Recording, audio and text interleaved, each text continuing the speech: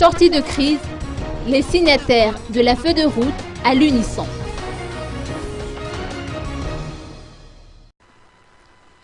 Les groupements et partis politiques signataires de la feuille de route ont sorti une déclaration commune.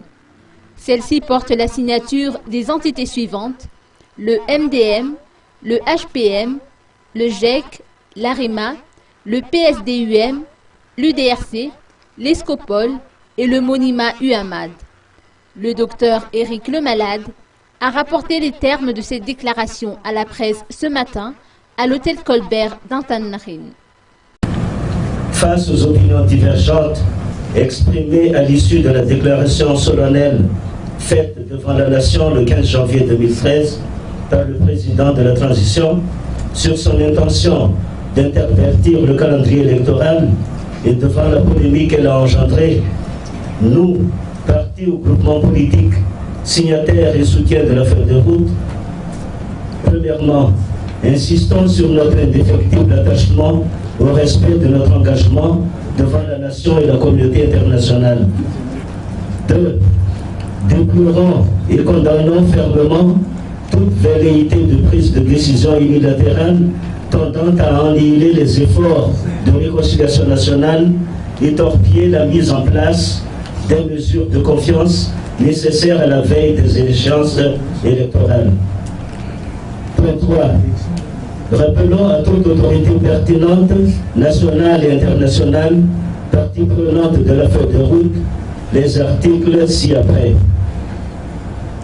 De l'article 10.g de la feuille de route portant sur le respect du calendrier électoral, notamment la déclaration conjointe de la CENIC et du système des Nations Unies du 1er août 2012 fixant le calendrier électoral. Point 2. De l'article 13 et 21 portant sur l'engagement à respecter le code d'éthique et de bonne conduite électorale. Point 3.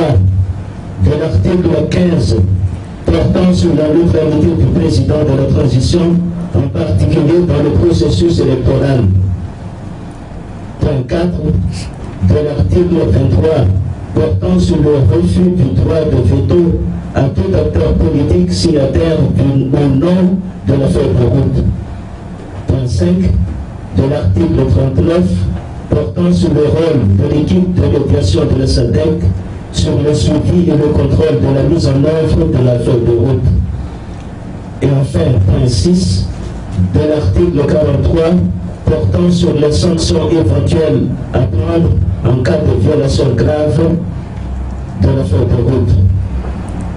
Quatrièmement, rappelons qu'en vertu de son insertion dans l'ordonnancement juridique interne malgache, la feuille de route fait force de loi suivant numéro 2011-04 du 28 décembre 2011. 5. Appelons le CSC à prendre ses responsabilités conformément à ses attributions en tant que garant du suivi et du contrôle de la mise en œuvre de la feuille de route au niveau national. Et enfin, point 6. Exhortons la communauté internationale à donner l'exemple de fermeté dans le respect des textes et des conventions dans sa mission d'appui à la sortie de crise à la Madagascar.